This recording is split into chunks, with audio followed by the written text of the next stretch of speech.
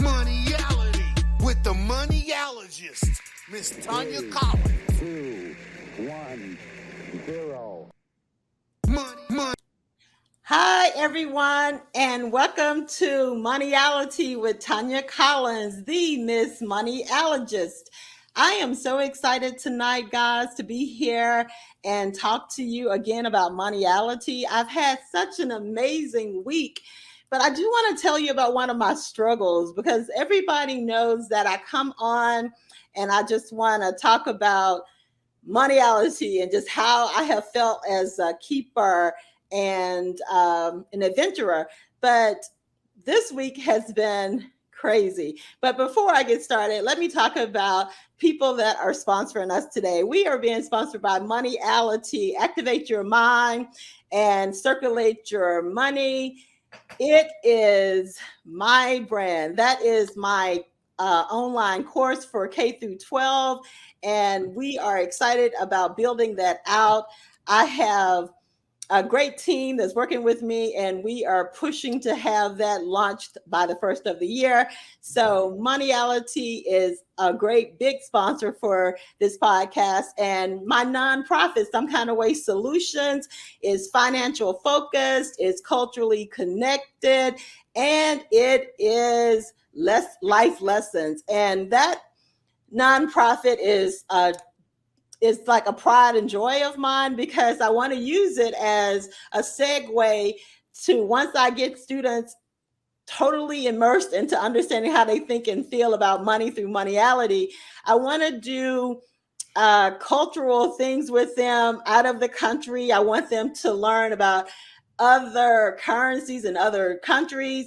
And I have so many hopes for being able to partner with countries and have them to visit and maybe even bring other countries here, students from other places in the world. So that's my big goal. And so Some Kind of Way Solutions is my nonprofit and definitely a big promoter and sponsor for Moneyality, the podcast.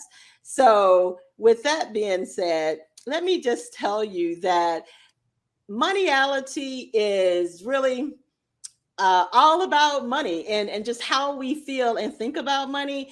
But I was talking to someone today and I thought about, it's really deeper than that. It's really where we not only bring it to our attention about how we think and feel about it, but, it really triggers a lot of emotional ways we move in life. And so that's why I wanted to tell you my story. Yesterday, I was looking for a mic for this podcast, and I was thinking, one of my former producers had told me you could get one at 5 and below. And I was like, okay, that's great. Because as a keeper, I'm looking for the bargain. I'm looking for the one that has the best price. So do you all know that I have gone to, like 4, 5 and belows in the city. And I found one that was not like she had said. It didn't have the clip-on mic. And I was thinking, okay, that's not what she said, but it had to have a USB. It couldn't be the plug because I tried it and that was not successful. So I was thinking, okay, let's see, how are we going to do this? And I found one and it was $20. And the one that I had seen at 5 and below that would work was 10. And I'm going to tell you, I struggled, guys. I totally struggled on, do I leave this one for 20 and drive back across town with high price gas to get this $10 mic or buy the 21? And I struggled. I walked around that store with that $20 mic in my hand, and I was thinking, I was telling myself, you know what? It's your punishment because you should have stuck with the 10. In your mind, it told you to purchase it and you didn't. You walked out that store without it. So you deserve to pay the additional 10 for it. However, I did. So I got the 21 and I'm trying to think, do I have buyer's remorse? Do I want to pack it up and take it back once I'm complete tonight? But I am not. I'm going to keep it because it's really pretty and I like it. And I feel like it's going to bring me joy because it's teaching me lessons on how to be able to pull that splurger out in me and allow me to have different avenues to use the Moneyality types instead of just being the bargain hunter and the one that's always looking for clearance and all that. So it has been a struggle, and I share that every week. That Moneyality talks about 5 Moneyality types, and they are keeper, splurger, tracker, mingler, and adventurer. And that my primary is that I am a keeper, which that means I'm a fanatic saver. I have talked about I have multiple checking accounts, savings accounts. We deep dived into that last week. I really tried to make sure you understood how I even got here to be so passionate about Moneyality. And my next one is the adventure. And then, as much as the adventure was there saying, take the risk, just get this $10 one. I get fixated, guys. I really get fixated because she had told me what the mic looked like. So to deviate from that is also a big part of being a keeper. It's hard for us to deviate off of that path. We need to get what we were told, kind of. So that has been like the ultimate challenge yesterday for me. But I am excited because tonight our show is called Moneyality with Millionaire Mindsets. And we have a special guest that's going to be coming on in a few. This name is William Harrison, and he's going to be coming on and talking about his Moneyality type and his successful life as an entrepreneur. But in the meantime, it has been just a big feel good moment for me. I've had so many people say they have listened to the podcast. So I do ask everybody to look at the ticker going across and go to YouTube and like and subscribe to my channel and watch the episodes. My first episode was about a family affair. It was my mom, my sister, my niece, and my great niece talking about money from 4 different generations. My second episode was from my best friend who had her family on, and they talked about marriage and money, and their son talked about his experiences with money. So last week I told you I gave the deep dive into understanding what Moneyality is really all about. And then tonight we're going to talk about Moneyality from a business perspective. So I'm excited about that, guys. I'm so excited to be able to tell you that Moneyality is going places. Like, I'm really excited that we have an opportunity to be focused and grow this idea into something fabulous, because it's really about horning in, making sure that our children are being able to get a great understanding at an early age about how they feel and think about money from their Moneyality types, and being able to share with them stories about their first experiences with money. And that's like the big thing for me. And, that's why every podcast story is that I started this journey as a 5-year-old saving 35 cents for snow cones, and then being able to learn how to count coins from there, and from there being able to start saving for my Christmas club account, and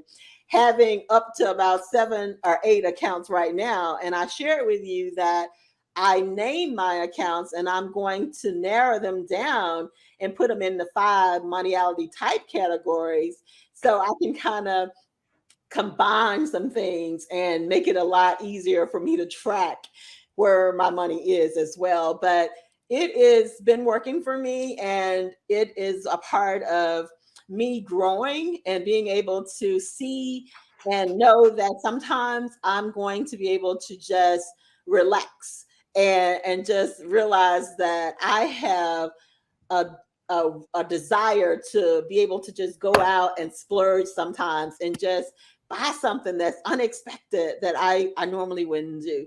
So all of these little tips and things that I share with you, the strategies to kind of make sure you understand that it's okay, whatever your moneyality type is, that I am here to help you.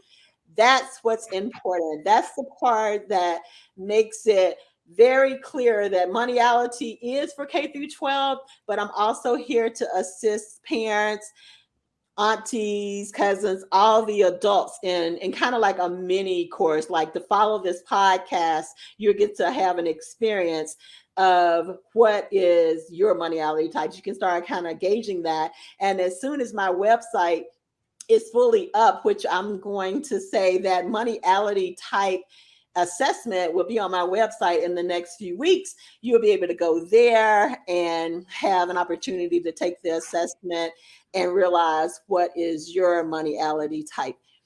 So before we go any further, I do want to make sure that everybody that's watching, get pencil, get paper, take notes, because we're going to have a wealth of information tonight with Moneyality with a Millionaire Mindset.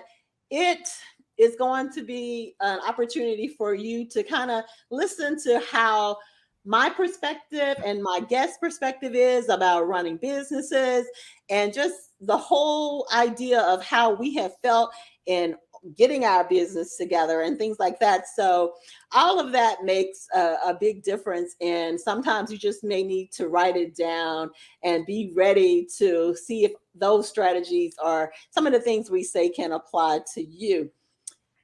And so with that being said, I am going to do a couple of more things with sponsorships.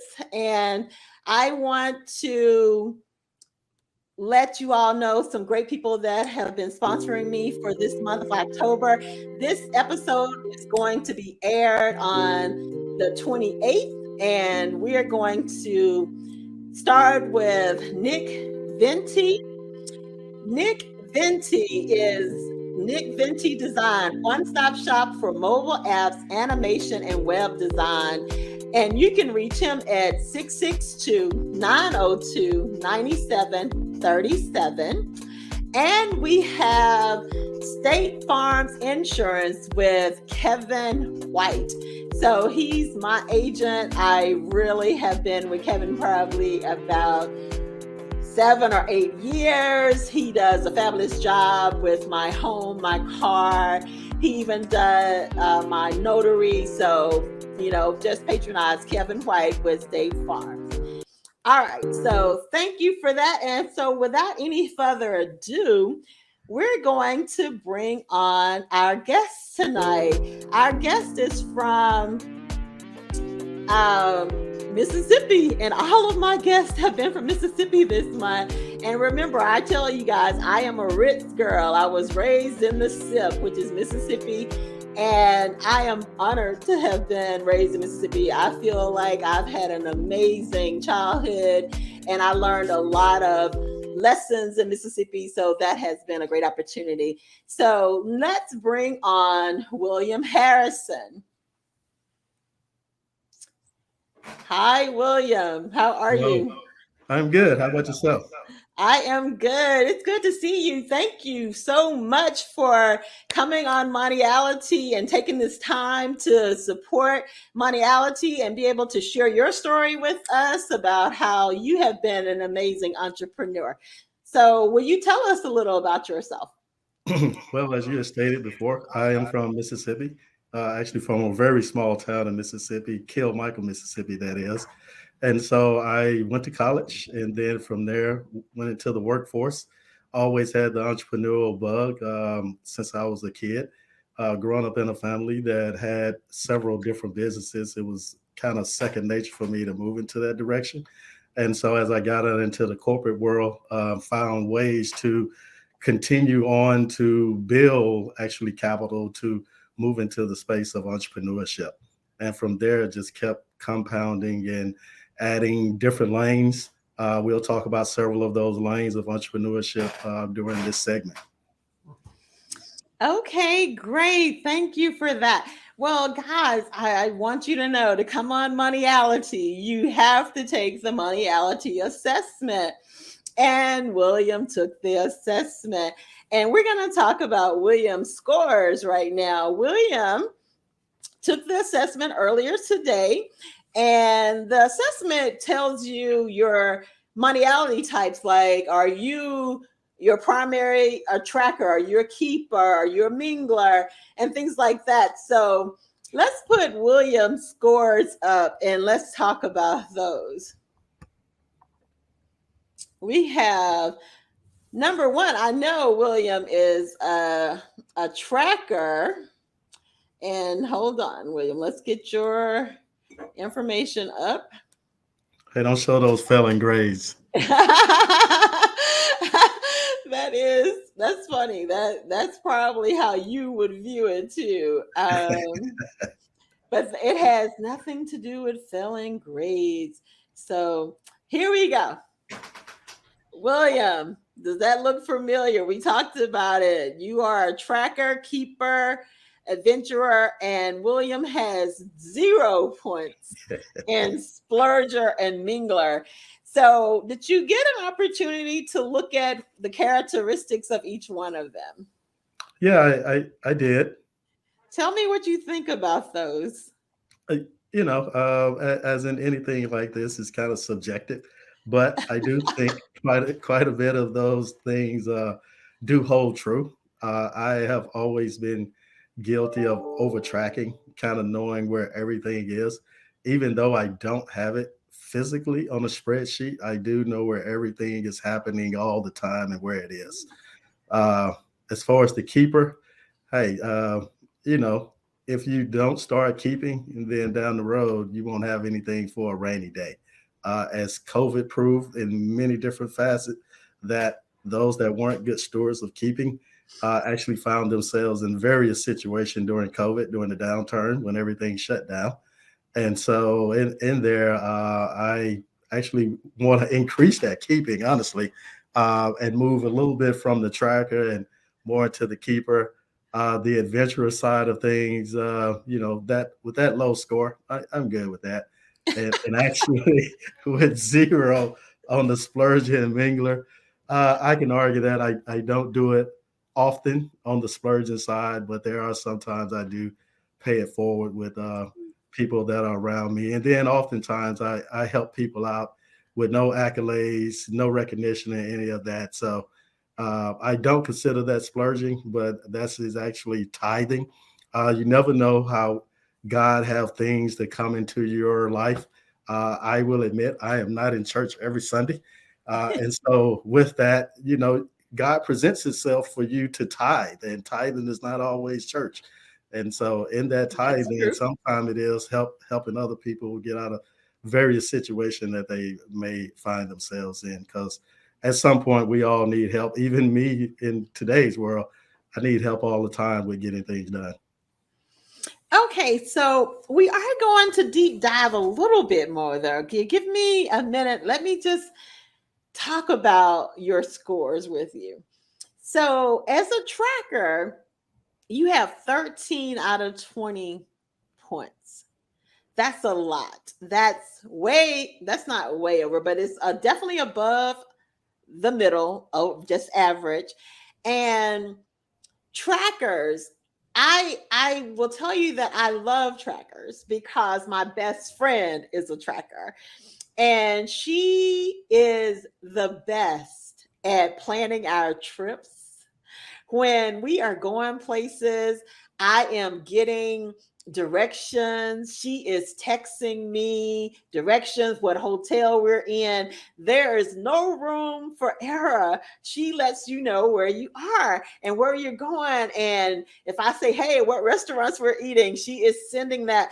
She is a planner. That's what trackers do. They are total planners. And when you think about it, it's great, right? But the characteristics that we want, the strategies for you to have a balance. And when I say a balance, I don't mean it's 20 of them, so have 5 in each one of them, because we already know that your prominent one is a tracker. I'm not saying eliminate that.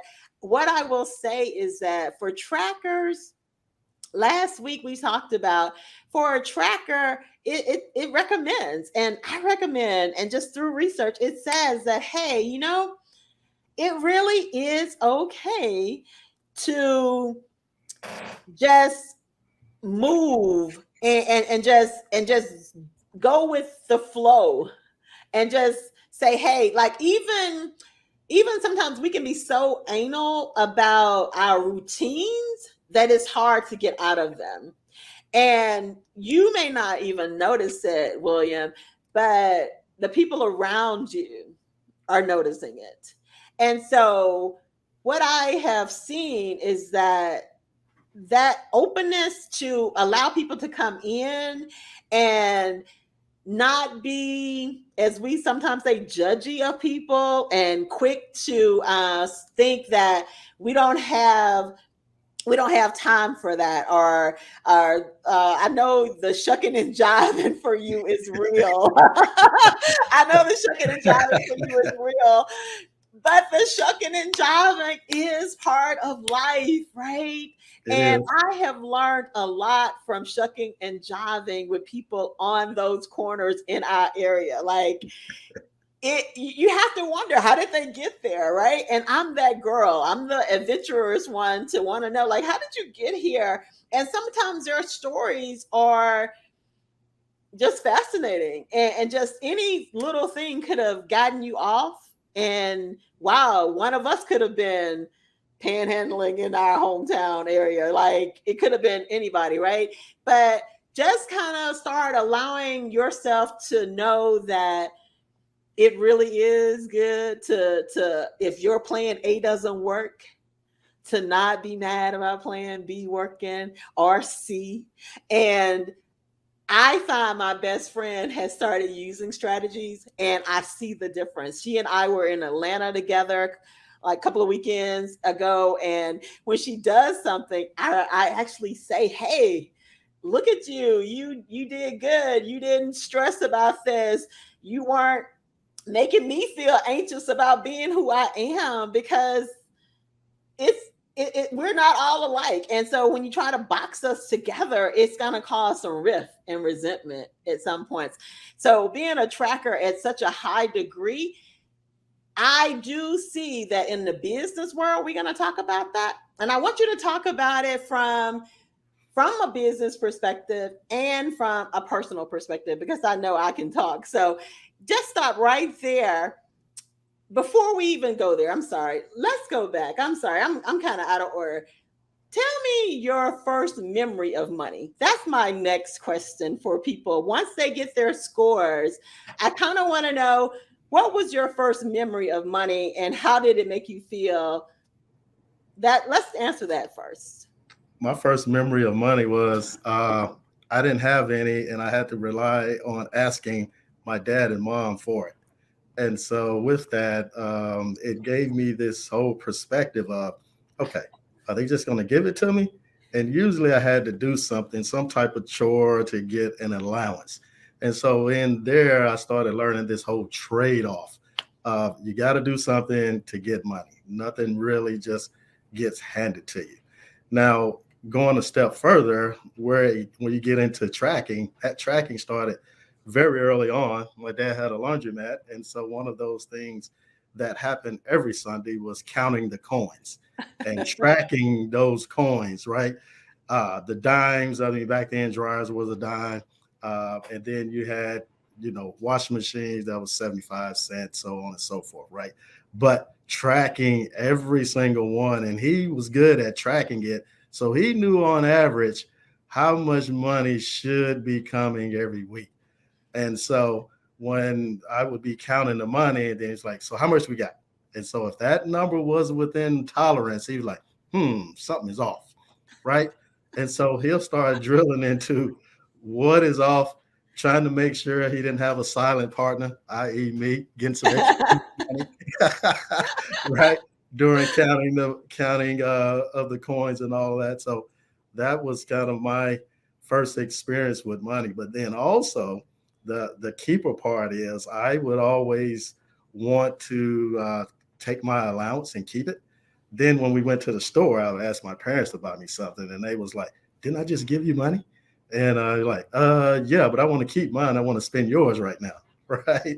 So that kind of developed that whole mindset. But in all honesty, though, if you are going to be an entrepreneur, you better get very good at tracking. I always say, I got my employees now with one of my business, Sylvan Learning Center, that is. They're like, well, it's cheap, right? And I always explain to them that, look, if I do not count the pennies, I'm going to lose the dollars. And so when you are a tracker, you really have to be counting those pennies. And I studied many, many business people. And if you are around them, they are tracking every penny, regardless of how much money they have. And it's that whole concept: if I don't watch the pennies, I'm going to lose the dollars. Now, on the personal side, that can come back and bite you a little bit, right? So, say you are in a relationship and you're in a relationship and you're tracking the money that you're spending on this relationship, right? And in there, those things don't bode well oftentimes because many times women just want you to spend, spend, spend, spend, spend, spend, right? And not track and say, hold on, we've spent enough. But they always say, but hey, this purse look nice or this look nice, or we should go on this trip. But I'm like, we just spent X. So why do I need to spend X plus two? That same purse that we got a month ago carries the same amount of money now as it did before, Wow. right? But Wow. that doesn't work well in a relationship, right? So if you are a tracker, I'm talking to all the men out there. If you are a tracker, do not let that be known from a relationship perspective, because not going to go over too well. You know what? I love several things that you said, and I want to take you back. Number one, let's talk about allowances, because that's something that, as I write my curriculum, that's not a thing that African American kids are getting, or many minority children are getting allowances. So, do you care to elaborate on you getting an allowance? Because I want you to know that's not the norm. That's not the norm for some people. So, talk a little about what made your parents give you an allowance, and how did you handle your allowance? Like, how did you deal with So that money? So let me be clear. This allowance was kind of a Jedi mind trick. If you knew where I grew up, my dad had a one slave plantation, and so I was the guy doing a great deal of the work, driving on the tractors and all that stuff. And so I would get this allowance for the work I had done, and that's why I actually wanted to keep it. I worked so hard for it out there in that hot sun, just to get that $20, right? And so I did not want to spend that money. And so that's really kind of the allowance. There was always work, then came the money. And so they called it an allowance, but it just wasn't willy-nilly handed out to me.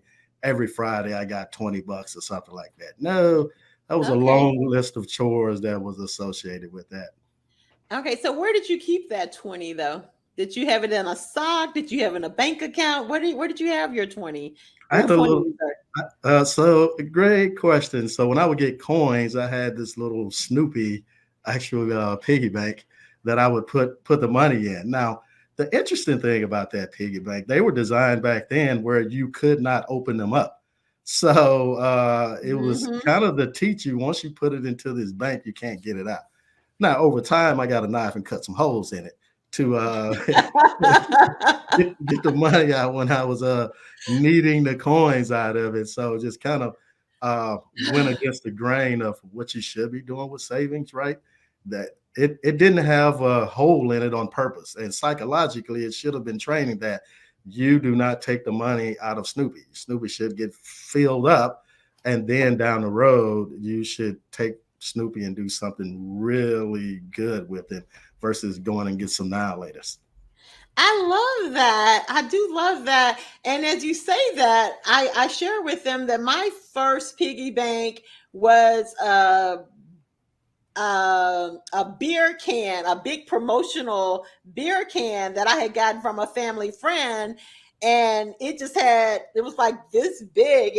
And they taught me how to save $50. And my mom cut it and got it. And she swears she doesn't remember it, but she has replaced that money as she has given me money over the years. But yeah, I had that. So thank you for sharing that, because that's a great idea, because I didn't think about it like that. That piggy banks back then probably didn't have, like, now you can undo the bottoms of them, or you can unscrew them. So it does make it a lot easier for children to have access to their coins and things like that. So yeah, that's a good point. Thanks for sharing that.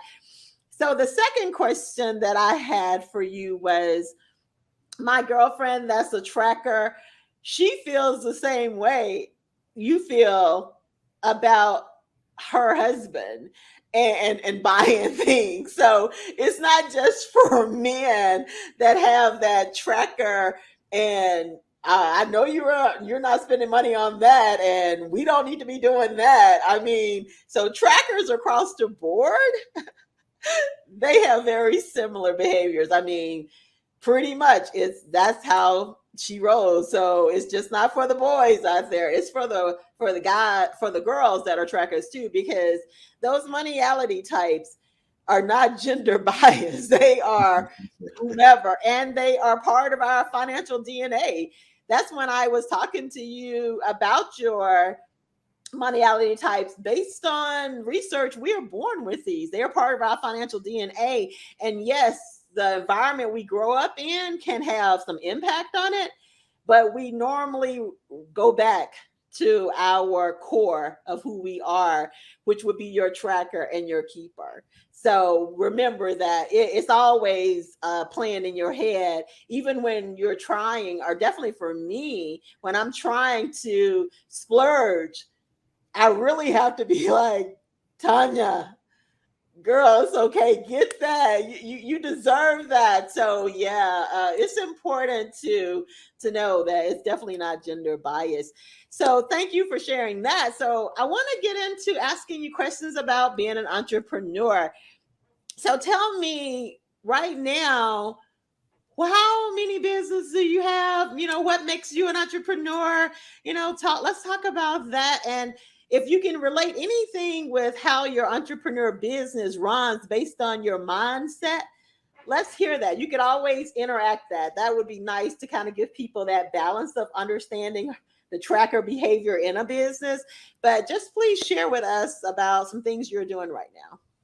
Yeah, so to your point, I have several businesses right now. I think 6 or 7, depends on how you count them, all the way from technology to fitness. And so in there, with having an entrepreneurial mindset, it gets kind of a little addicting. And what I mean by addicting is you always want to do more. You always want to do more. When you go and see individuals like Elon Musk, Bill Gates, Warren Buffett, and you think these guys, when is enough. But it's really not about the money. It's about the game, right? And it's the same way when you see athletes. You take a Tom Brady right now. He should have retired. He loved the game so much. And entrepreneurship is the same thing. It's like a game. And so once you start playing that game and you get on the field, you always want to continue to score. Now, here's the part about entrepreneurship that people really, really oftentimes don't see, is the struggle, the stress, everything that comes along with that.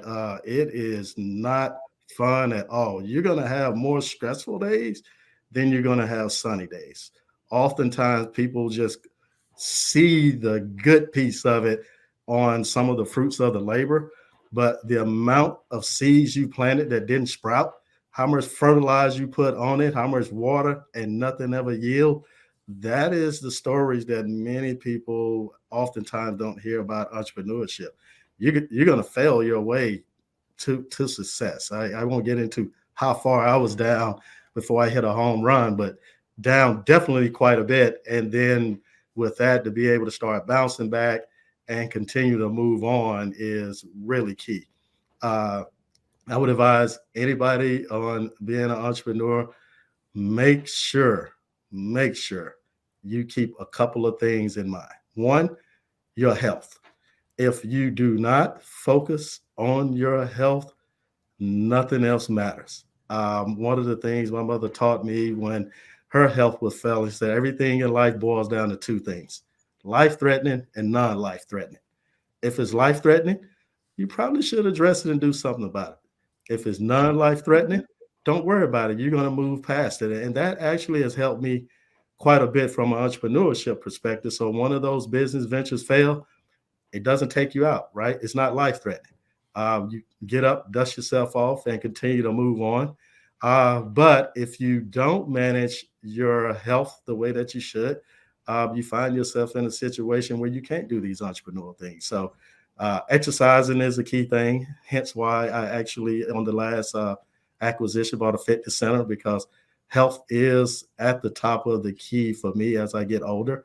I didn't actually take great care of my body in the younger years in college and all of that, but now is definitely a key focus. Second piece that I would tell you is get you a team of advisors. You may think you're the smartest person in the room. That will cause you to make mistakes. Yeah. I'm guilty of that early on in entrepreneurship. Nope, should have had a team of advisors. That cost me, right? And then the last thing is, and this is the part I'm working on now, you got to enjoy the journey along the way. So as you see my scores with being a tracker and all of that, I'm not enjoying my journey the way that I should. I'm too busy focused on business, business, business, business. And as Tanya, you would know, business, business, business, right? I know. That's why that tracker is why it's so high up there, because that's what I focus on. As I become older, I'm going to start moving the needle back a little bit. But that has been me. Now, what's interesting, when you study other people, all the way from athletes to business people, take Kobe Bryant. His whole thing was basketball, basketball, basketball. And in order to be great, you probably got to be single focused like that and committed. Because if you don't be committed like that, you won't achieve greatness. But there are casualties of that, Yes, though. there are. Relationships, friendships, all of those things suffer, even families, right? You go study entrepreneurs, a lot of those guys been married 3 or 4 times, right? Because in there, something is going to get neglected. Now, you got to pick what's going to get neglected, because something is going to get neglected along that journey. I love those three. So you're saying health is number one. Number two is advisors. And I do want to share with you all that William is my advisor. Oh my gosh, I appreciate him so much for being supportive of me through so much of this journey. I mean, it's amazing just to be able to call someone and to be able to ask, like, what would you recommend? What do you think? And so, yes, advisors. And I don't even have enough. And I am constantly sometimes second guessing myself because I don't have a strong enough team of people that have been that's on this journey that I'm on. So just asking random people, what do you think about this, is not going to get me where I want to go if they've never been. So I love that. So thank you also for being my advisor, being such a great supporter. And then number three is definitely being able to have that feel of a personal life, of being able to integrate the fun part of your life, because yes, you have read a lot of articles, you've read books or whatever. We hear them all the time about, we're diligent, we're working, you got to get up in the morning, you got to do all those things. But it goes right back to number one, your health. Like, you don't want to stroke out, high blood pressure and all these things. So you definitely need number three to help you with that. So thank you for sharing that. So my next question for you is, you say you have several businesses. You have a gym, I heard you mention. You do technology. You got the Sylvan Center. So if I am brand new to starting an entrepreneur, Let's first ask, how long have you been on this journey? How long have you been on this path? Maybe that would help us understand how you've accumulated 6 businesses. Well, it depends on how you look at it. This journey started very, very young. Even in grade school, with having a lawn cutting business and all of that, cutting yards around Montgomery County is kind of the first foray into entrepreneurship. But even before then, as a little kid, actually selling now laters, right? You can take now laters back then and bust them down to, multiples. Probably was illegal now that I think about it. It had a little thing on that say, not for individually sold, but however, that was one of those things that I did as well. And so the bigger thing is I would advise anybody that wants to be an entrepreneur, find what you're good at. Really find what you're good at and focus on it. And then the money will come. If you focus on something you're not good at, it's going to be twice as hard, really 4 or 5 times as hard, because it doesn't come natural. One of the big things that came natural to me was when I worked for one of the big 5 consulting firms was just business. How does business work? How does it move? What does it take to turn one around? What are the right processes you need in place to govern it, to run it? And in there, we're working with some of the largest companies in the world. I realized that this is what I do naturally. I mean, I didn't have to think about it. And so in there, I just kind of took that same model and then started growing my own consulting firm. And then from there, continuing to add different layers that really goes to the whole thing of life, right? So as we look to the future, technology is going to be there. Mm-hmm. Education is going to be there. Mm-hmm. Real estate is going to be there where someone has to stay. And then health is going to be there. And then the last lane that I'm going to be adding on is the family farm, getting back to some of those things and growing food. Because as we start looking to the future, what you put in your body is going to be key. There's so many chemicals and all of this stuff that's out there right now. It's killing us, and you don't even realize it.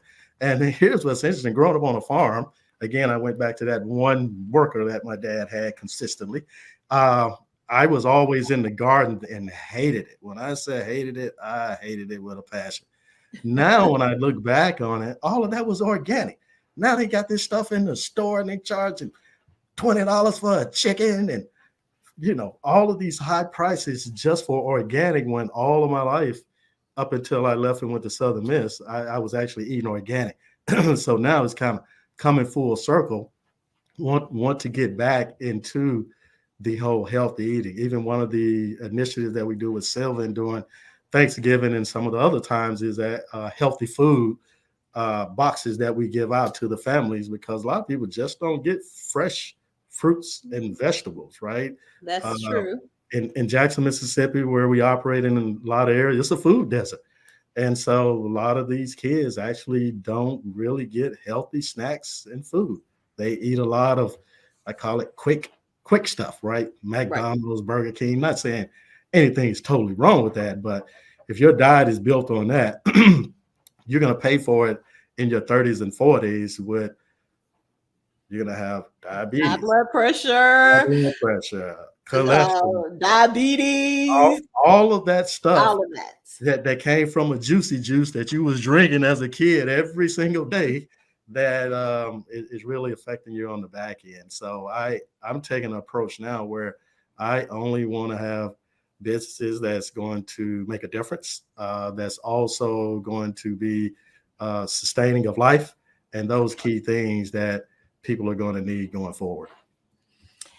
Okay, so I heard that, and I want to ask you one question before we take a quick break and do some more sponsor stuff. I want to ask you, as an African American male, because that's very important, because I know that during some of our conversations, you've talked about males and wanting to empower males and, work with them. As an entrepreneur, having successfully started these businesses, and you named off several, and you got them in all these great categories where I see how they all can link to make this great circle that would really be providing resources to a person. Just like you get your health, you get your food. So you're doing a great job with that. But as an African American male, tell us how that has been positive for you. Have you had any bumps in the road about that? Just what is your experiences, and what would you recommend to of African American men, but also I guess the girls as well? So, particularly as an African American male, what is interesting, again, I go back to when I was in corporate America, and well, actually still in corporate America from a client perspective, but it's challenging. So when you get into the room, the thing I always like to do is they don't see me coming. And people say, what do you mean by that?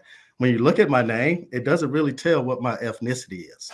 And so when I get in the room, oftentimes I am the darkest thing in the room, even though I'm light skinned. And in there, you got to shoot that elephant in the room right up front that this guy here doesn't know what he's doing or what he's talking about, because the media has done a great job over 400 and plus years of painting us in a negative perspective. That's the first thing they think of when they see an African American male, even in the entrepreneurial space, when you go into the bank to get a loan. And they always off the top assume you got bad credit and you don't know how to run a business. And so you have all of these things that you have to overcome in order to, just to get a shot, where others out there, they get a shot just like that, just because of who they are. But it is definitely going to be harder as an African American male or female. There are some programs out there geared towards helping close the gap. We actually play in some of that in the tech field from a diversity and inclusion perspective, that many of these large contracts, they have to have minority vendors on there.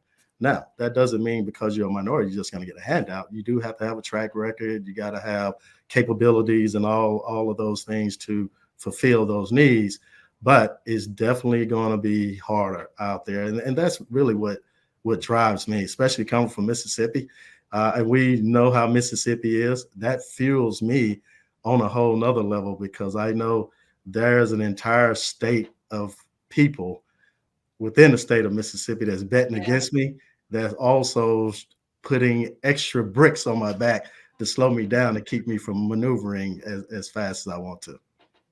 That makes perfect sense. So would you recommend any strategies, or any suggestions for someone that is brand new in Mississippi? Like, how are we going to help our people?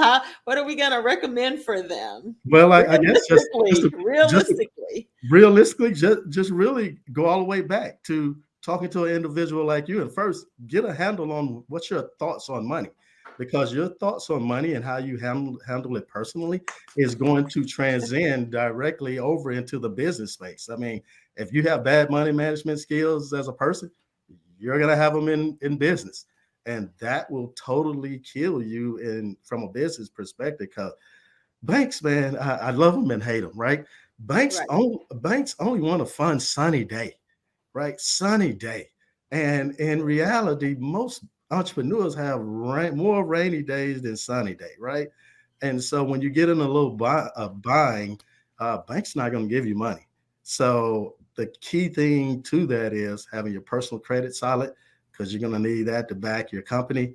And then from there, be a good steward of that money when you do get it, because they are going to go through everything with a fine tooth comb to find any reason. When I say any reason to deny you, I've gone through some very hard lessons, some gut wrenching lessons along this journey with banks. But yet, get up, keep moving, and then just know, don't take it personal, even though there are some banks that's on my list. But anyway, that's I can believe it. Different topic for another day, with how to deal with banks when banks don't want to deal with you. Oh, I love it. We'll definitely have you back on for that. So let's just pause for a minute. Let me get some sponsors taken care of here. So guys, I just want to be able to let you all know that, remember I talked about New Era Pest Control. Well, I asked New Era Pest Control to come to my home because I had these unwanted pests in my attic. Today, there was a squirrel trapped in one of the cages, and I had to get it and eliminate it and put it outside with the help of my neighbor. So I'm going to tell you, I love New Era Pest Control. You can contact New Era Pest Control, New Era Pest Control, that's NUERAPESTCONTROL.com, and their phone number is 901-398-7378. Please get New Era Pest Control for any pest issues you have, but also for rodents, squirrels, raccoons. I live in Midtown area, and we have an abundance of squirrels and things jumping all around. So nothing but amazing things to say about New Era Pest Control. And we also want to support Joy Media Group. And you can get with Joy Media Group at www.joymediagroup.net. And that number is 901-268-8102. And before I forget, I want all you all to know that this Friday night, we're going to be at Salt Memphis, and that's going to be meet and greet for all the bumping 96.3 radio personalities. We're going to be there. You can come meet us. You can get to see me in person, Miss Moneyalogist. And that is on 3101 South Mendenhall Road. Happy hour is 5 to 7. And then we're going to be kicking off. It's free to get in. They got amazing food. So please join us at Salt Memphis, Friday night, October the 28th. And now we're going to be coming back with our guests. Okay. William, we are going to be having about 8 minutes. So let's ask you two more questions maybe. One thing that I do want to ask you about is when you think about your companies, let's talk about from a family legacy perspective. You mentioned your dad and having to work. So your dad was an entrepreneur, you're an entrepreneur. I know that your son may be on track with you, but I want you to talk a little about that and just share your experience and your thoughts about being a legacy of having someone that you've had as a role model.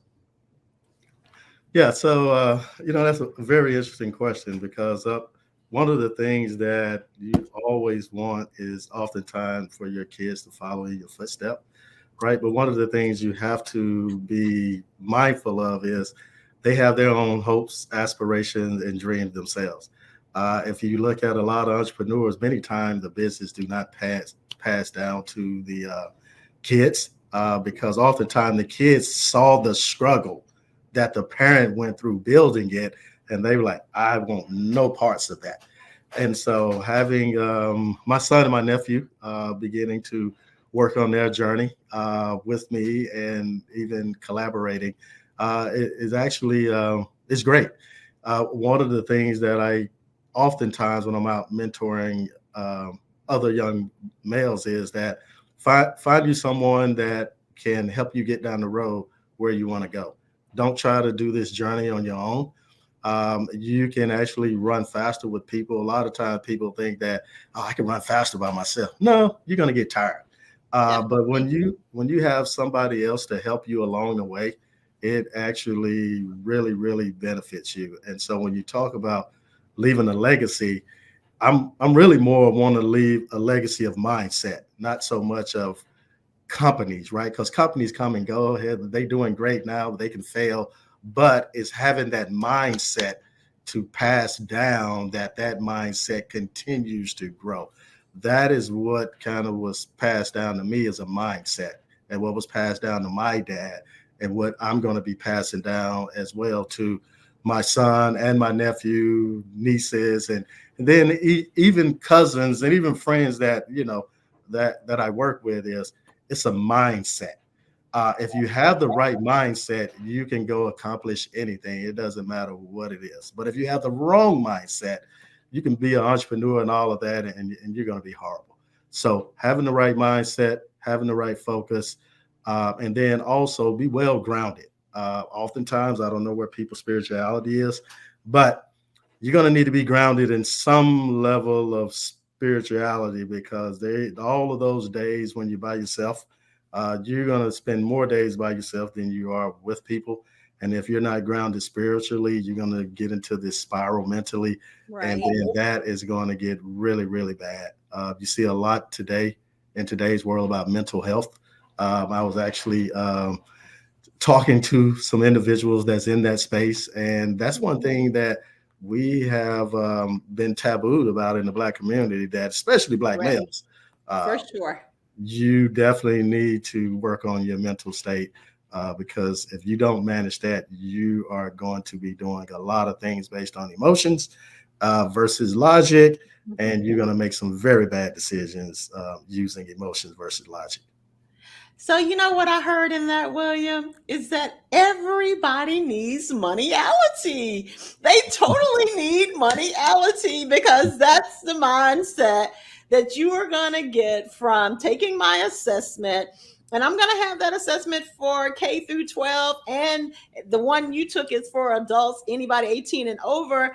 So that's what I'm hearing. And that is the passion that's in me. It's like that fire inside of me because I am reading Kimbrough's book, Dennis Kimbrough, and he talks about the Black millionaire mindset or something like that.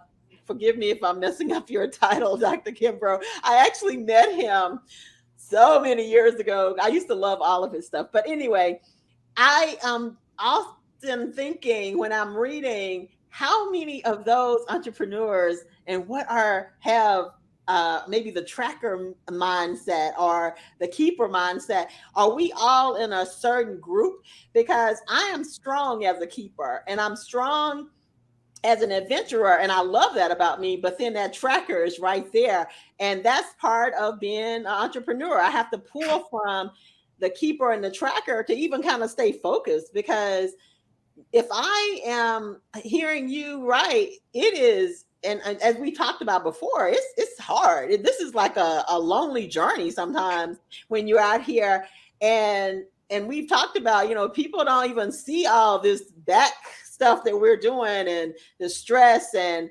I am now stress eating and all of this stuff. But yeah, I appreciate that, William. I think that you are right on target with that. And we're going to be starting to wrap up. So I want you to tell me, is there anything that you're working on now that you want us to start following you on Twitter? We're letting people know how they can follow you on Twitter, but is there something you're working on you want to share with us before we start closing out? Yeah, so there's one initiative that I'm working on right now. Super, super excited about it. Okay. One of the things that I'm definitely unapologetically uh, passionate about is focusing on young Black males.